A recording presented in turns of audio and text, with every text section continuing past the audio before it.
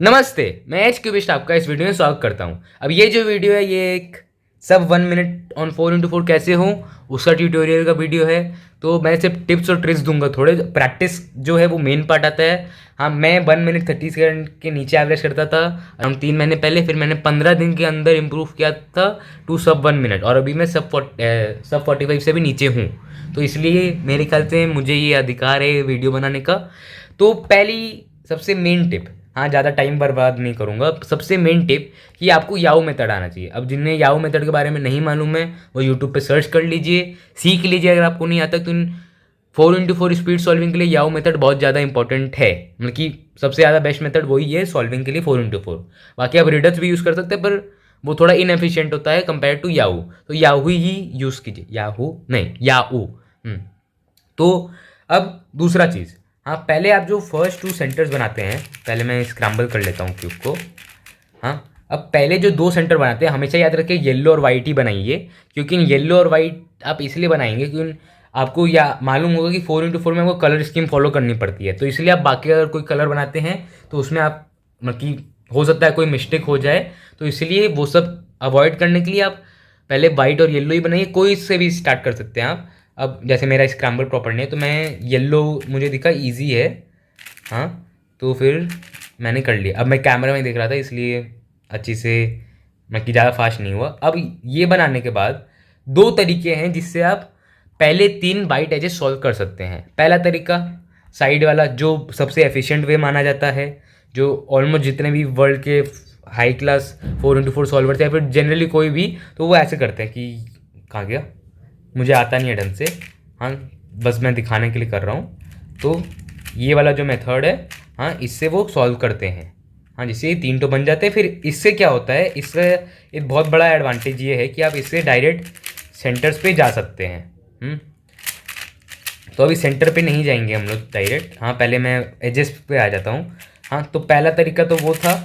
हाँ अब दूसरा तरीका जो आता है वो है जो तरीका मैं यूज़ करता हूँ, यानी ऐसे सीधा रख के हाँ उनकी वाइट नीचे, हाँ उसके बाद एजेस बनाने का। तो ये मुझे इजी लगता है क्योंकि मैं बहुत टाइम से कर रहा हूँ, पर मेरा मानना यही रहेगा हाँ कि आप ये साइड वाला तरीका यूज़ कीजिए क्योंकि बहुत एफिशिएंट वे है वो।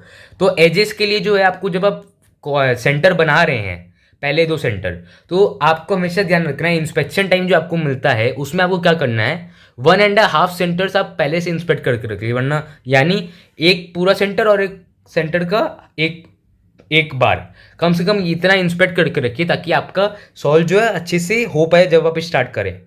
उसके बाद जब आप को मालूम है कि आपका 1.5 सेंटर का रेडी है, उसके बाद जब दूसरा बार ढूंढ लेते हैं, उसके बाद को दूसरा सेंटर सॉल्व होने से पहले पहले ही आप ध्यान रख लीजिए कि आपको दूसरा वाला मतलब कि पहला जो एज पीस है वाइट का जो आप बनाएंगे वो आपको पहले से ही इंस्पेक्ट करके रखना है ताकि आपका टाइम बर्बाद ना हो। एक चीज़ जो है बहुत इंपॉर्टेंट है 4x4 सॉल्व करते हुए, लुक अहेड। हर एक चीज़ में लुक अहेड चाहिए, पर 4x4 में ज़्यादा पीसेस है तो ज़्यादा लुक अहेड चाहिए। तो इसलिए प्रैक्टिस कीजिए अच्छी से, लुक अहेड इंप्रूव कीजिए ताकि अगर आपका 4x4 का इंप्रूव होता है लुक अहेड तो साथ ही आपका 3x3 का भी हो जाएगा। अब सेंटर्स की बात जो आती है, इसमें सेंटर्स के लिए मैं एक मेथड बोलूँगा आपको, हाँ मतलब कि सब 1 मिनट पाने के लिए बहुत अच्छा मेथड है, मतलब कि ऑलमोस्ट जितने बड़े क्यूबर्स है सब यूज़ करते ही होंगे मेरे ख्याल से, जितना मुझे आइडिया है। उसका नाम है हाफ सेंटर्स। अगर आप ऐसे करते हैं कि आप मतलब कि क्या बोलते हैं, एक सेंटर पहले बनाते हैं फिर दूसरे पे जाते हैं, हाँ तो वो तरीका गलत नहीं है पर थोड़ा इनएफिशिएंट है compare to half centres. Half centres में हम लोग क्या करते हैं, हाँ 3 ठो कंटिन्यूस मतलब कि 3 ठो कलर स्कीम फॉलो करते हुए हम लोग सेंटर्स का एक एक बार बनाते हैं। जैसे मैंने ऑरेंज ग्रीन और रेड बनाया, अब उसके बाद जो बीच वाला ऑरेंज बीच वाला जो कलर होता है उसका हम लोग दूसरा बार बनाते फिक्स कर देते हैं, उसको बना देते हैं, फिर उसके ऊपर वाले का बनाते हैं, फिर लास्ट का 2 सेंटर सॉल्व कर लेते हैं। अब आप पूरा ट्यूटोरियल देखने के लिए कोई भी यूट्यूब वीडियो देख सकते हैं हाफ सेंटर्स के ऊपर, मैं इस पर समय बर्बाद नहीं करूँगा। अब यहाँ तक तो ठीक है, देखिए हाफ सेंटर्स जो सेंटर्स वाला पार्ट है वो बहुत इजी है कंपेयर टू बाकी स्टेप्स।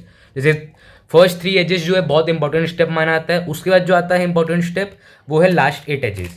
अब ये वाला जो एज है आप सॉल्व कर सकते हैं। अब जो लास्ट 8 एजेस है, अगर आप ये मेथड यूज़ करते हैं जिसको मैं बोलूँगा सिंगल पेयर बनाना, हाँ कि एक तो पेयर बनाया उसके बाद फिर दूसरा वैसे ढूंढा, तो ये बहुत ही इनएफिशिएंट वे है, क्योंकि इससे बहुत बढ़िया मेथड एक तो है अवेलेबल, जिसका नाम है 3-to-3 एज पेयरिंग। अगर आपने नाम नहीं सुना है तो मैं इसका भी एक तो ब्रीफ दे दूँ कि आपको क्या करना होता है, बस ये जो यू वाइड जो मूव बोलते हैं हम लोग वो कर देना है। जैसे ही आपने ये चारों एजेस बना लिए, फिर जो लेफ्ट साइड वाला है ये पीस, उसका दूसरा पीस ढूंढ के यहाँ पर लाना है, जैसे ये इधर है। फिर इसका ढूंढ के इधर लाना है, जैसे ये इधर है तो मैंने इधर ले आया। फिर इसका इधर लाना है। सिर्फ 3 तो एच का आपको करना है, फिर वापस यू वाइड प्राइम कर देना ताकि ये सब फिक्स हो जाए। अब आप देखेंगे कि 1 2 3 पेयर साथ में सॉल्व हो चुके हैं। अब फिर नॉर्मली आप इसको ये वाला पेयर को हाँ पेयर अप कर दीजिए नॉर्मली जैसे हम लोग करते हैं।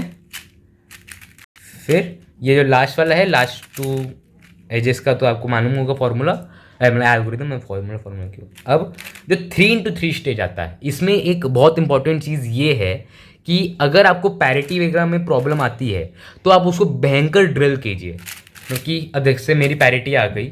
हाँ लकीली पहली बार मैं पैरिटी देख के खुश हुआ कि मुझे ट्यूटोरियल में दिखाना था। तो अब पैरिटी में आपको फिंगर ट्रिक्स आनी चाहिए। जैसे मैं पहले क्या करता था, जैसे ये जो यू मूव्स होते हैं, U2 मूव्स, हाँ वो मैं सिर्फ ऐसे करके U2 ही करता था। पर फिंगर ट्रिक्स के हेल्प से अब मैं ऐसे U2 करता हूँ, U2 फिर सॉरी गलत कर दी मैंने पैरिटी, जो भी। हाँ तो मैं मतलब कि U'2 भी करता था। आप समझ सकते हैं, मतलब कि दोनों हाथ का यूज़ करता था ताकि फास्ट पैरिटी हो सके। क्योंकि अगर मैं एक ही हाथ से करूँगा तो उससे क्या होता था कि ये एक हाथ कर रहा है, हाँ तो एक हाथ से करने में ये प्रॉब्लम होती थी। आप जब दूसरा U2 मूव करने जाएंगे तो उसके लिए आपको वापस रीग्रिप करना पड़ेगा। पर अगर आप दोनों हाथ से कर रहे हैं तो आपका ईजी होगा अप्लाई करने के लिए। अब जैसे आपने देखा होगा कि मैंने फास्ट करके यहाँ तक ले आया मैं। देखिए यहाँ पर मेरा भी लुकेट थोड़ा लड़खड़ा गया।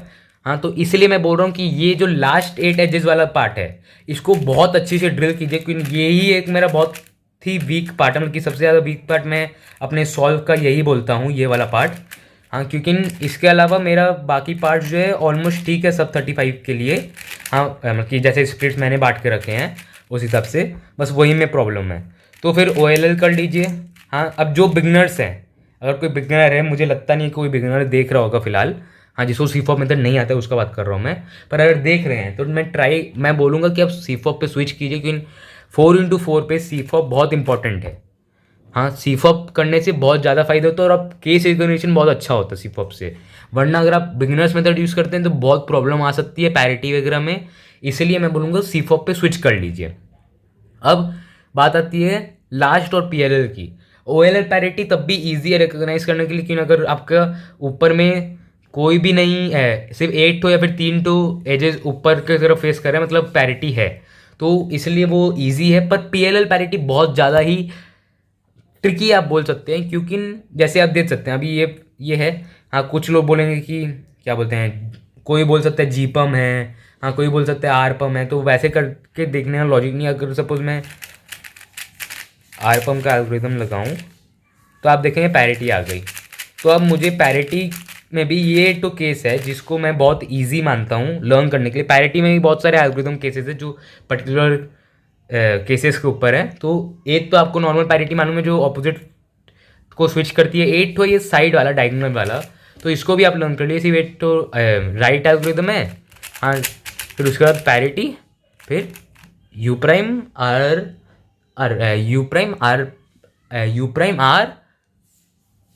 आर प्राइम, नहीं sorry R U prime R prime, हाँ सॉरी ऐसे था। हाँ तो इससे क्या होता है, ये जो डायगोनल वाले हैं ये सॉल्व हो जाते हैं।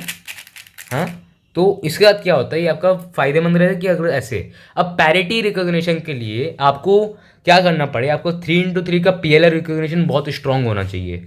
उससे क्या फ़र्क पड़ेगा कि अगर आपको मालूम है कि कैसे कैसे कलर्स बटे हुए रहते हैं PLL के वक्त, भाई कौन सा कलर कैसे रहता है, इधर उधर कैसे रहते हैं, हाँ तो आप प्रॉपरली पैरिटी मतलब कि समझ सकते हैं, तो आप प्रिपेयर्ड रहेंगे पैरिटी के लिए। पर बहुत बार होता क्या है, हाँ लोगों को समझ में नहीं आता है पैरिटी है, पर वो क्या करते हैं सिर्फ डायरेक्ट PLL लगाते हैं और स्टॉप कर देते हैं टाइमर। पर अगर पैरिटी के साथ आपका क्यूब स्टॉप होता है तो +2 नहीं सीधा DNF मिलता है, क्योंकि DNF में अगर कोई भी क्यूब को 2 से ज़्यादा मूव लगते हैं सॉल्व करने के लिए तो वो DNF माना आता है। तो पैरिटी में 2 मूव से ज़्यादा लगते ही हैं फॉर श्योर। तो इसलिए ये ध्यान रखिए कि आप ऐसे ही करें। अब बात आती है कि आप ऑल ओवर क्या इंप्रूव कर सकते हैं। ऐसे मैंने तो पर्टिकुलर स्टेप्स के बारे में बता दिया कि कैसे कैसे कर सकते हैं आप याहू में। अब मेनली क्या बात आती है, फर्स्टली आपका टर्निंग स्पीड जो है वेरी करना चाहिए स्टेप टू स्टेप। जैसे फर्स्ट 3 एजेस जो है उसमें आपको केयरफुल होके देख के, क्यों अभी बहुत सारे पीसेस इधर उधर होते हैं, बहुत पूरा ऑल ओवर क्यूब ढूंढना पड़ेगा। तो प्रॉपरली लुक एट करके आपको ढूंढना पड़ेगा और प्रॉपरली अच्छे से लुक एट करके थोड़ा सा मॉडरेट स्पीड का टर्निंग बोलूँगा, स्लो नहीं बोलूँगा एकदम, वरना मतलब कि स्प्लिट्स मार खा जाएंगे आपके। पर वहीं पर बात आती है लास्ट 8 एजेस की। लास्ट 8 एजेस में आपका स्पीड एकदम हाई होना चाहिए, क्योंकि आपका लुकेड अगर बढ़िया होगा तो आपकी स्पीड अगर हाई भी है तो आपको फायदा ही होगा, नुकसान नहीं होगा। एक चीज़ है कि आप रफ टर्निंग कभी मत ट्राई कीजिए 4x4 में। अगर आपको लग रहा है कि अटक रहा है क्यूब, तो ये नहीं कि कॉर्नर कट हो जाए, टान दें एकदम, तो उससे टानने से क्या होगा, आपका क्यूब टूट के हाथ में आ जाएगा और कुछ नहीं होगा। तो आप फिर जुड़ते रह जाएंगे और वो हो सकता है जुड़े ना, अगर भयंकर टूट जाए। अगर आपको नहीं आता है जुड़ना, तब आता है तो फिर टाइम लगेगा ही जुड़ने में। तो इसलिए आराम से कीजिएगा। हाँ एकदम, मतलब कि मेन चीज़ जो है लुकेट इंप्रूव कीजिए। 4x4 का लुकेट जितना बढ़िया होगा, हाँ उससे बढ़िया होगा आपका 3x3 का लुकेट। तो मेनली सबका मेन इवेंट 3x3 होता है। फिर मेन इवेंट ऑल ओवर जो है 3x3 है, तो उस पर आपका लुकेट अगर बढ़िया होता है तो आपके सॉल्व्स में आपको रिफ्लेक्ट करेगा। और साथ ही एक चीज़ और बताना चाहूँगा कि एक मेन चीज़ जो मैं भूलने जा रहा था, कि आपका 4x4 का टाइम हमेशा मैटर करेगा आपके 3x3 टाइम को लेके। अगर आपका 3x3 टाइम 1 मिनट है, हाँ, तो आप अगर सोचेंगे कि 4x4 में भी मैं सब 1 मिनट हो जाऊँ, तो ऐसा नहीं होगा। लेकिन आप समझ लीजिए जितना टाइम आपको 4x4 सॉल्व करने में लगेगा उसमें से आप माइनस कर लीजिए। सपोज सब 1 मिनट आपको चाहिए, तो 1 मिनट मतलब 60 सेकंड्स। जैसे मेरा टाइम लगता है 3x3 सॉल्व करने में सब 11, तो अगर मैं 11 सेकंड भी पढ़ूँ तो मेरे पास बचते हैं पूरे 49 seconds to solve the 4x4 part, that is reduction part plus parities. तो उतना टाइम है मेरे पास सॉल्व करने के लिए। पर अगर आपका टाइम ज़्यादा बढ़िया नहीं है 3x3 में, जैसे अगर आपका टाइम है सपोज 40 सेकेंड भी अगर आपका टाइम है, तो मैं पहले बोलूँगा 3x3 इंप्रूव कीजिए, क्योंकि 4x4 इंप्रूव आप कर नहीं पाएंगे। क्योंकि 20 सेकंड में अगर आप ट्राई करेंगे 4x4 का याहू डक्शन पार्ट करने का, डिफिकल्ट होगा, वो भी 3x3 अगर आपका ज़्यादा बढ़िया नहीं है तो। इन एक्सपीरियंस हमेशा मैटर करता है और 3x3 का टाइम बहुत ज़्यादा ही मैटर करेगा। तो उतना ज़्यादा ही कोई गुरु मंत्र नहीं बताया मैंने, पर तब भी बहुत इंपॉर्टेंट टिप्स जो मुझे लगते थे, जो मुझे हेल्प किए इंप्रूव करने हैं, वो मैंने बताए हैं आपको। वॉक थ्रू वीडियोज़ भी आप देख सकते हैं, हो सकता है मैं भी जल्दी अपलोड करूँ वॉक थ्रू वीडियोज़। अगर आपको चाहिए तो आप कमेंट में बता सकते हैं, मैं जल्द से जल्द ट्राई करूँगा अपलोड करने का। तो साथ ही आप और भी चैनल्स पे देख सकते हैं। तो आशा करता हूँ आपको वीडियो पसंद आया होगा। ये भी आशा करता हूँ कि आपको हेल्प मिले इस वीडियो से। और अगर आपको कुछ भी टाइम इंप्रूव हो रहा है या फिर आपको कुछ भी फ़र्क पड़ रहा है, फिर कुछ भी पूछना वगैरह भी है, तो आप कमेंट सेक्शन में मुझसे पूछ सकते हैं। मैं श्योरली आपका क्वेश्चन को आंसर करूँगा। तो मिलते हैं अगले वीडियो में, तब तक के लिए बाय।